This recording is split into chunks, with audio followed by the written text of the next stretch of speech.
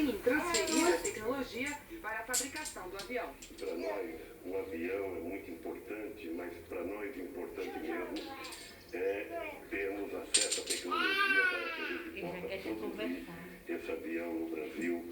Ao mesmo tempo, o governo francês inicia a compra de 10 aviões de transporte militar que serão fabricados pela Embraer. Cláudia Borbento para o Globo Notícias. Em Bauru, no interior de São Paulo, o Dia da Independência foi comemorado de um jeito diferente. Roberta Xeribatati. Um grupo de cavaleiros organizou uma cavalgada para comemorar os 187 anos de independência do Brasil. Homens, mulheres e crianças participaram do desfile. Mais de 300 cavalos, bois e até carroças tomaram uma das principais avenidas de Bauru. Algumas crianças mostraram suas habilidades, domando o potro e tocando as primeiras notas no berrante.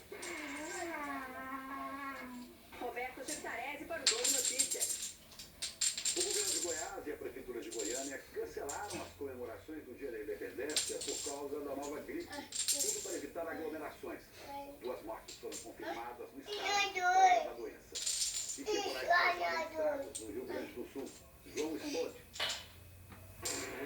Na cidade de Jaguarão, na fronteira com o Uruguai, as rajadas de vento chegaram a quase 110 km por hora no início da tarde. Em Pelotas, árvores tombaram sobre a BR-392, interrompendo o trânsito e causando congestionamento. A rodovia está em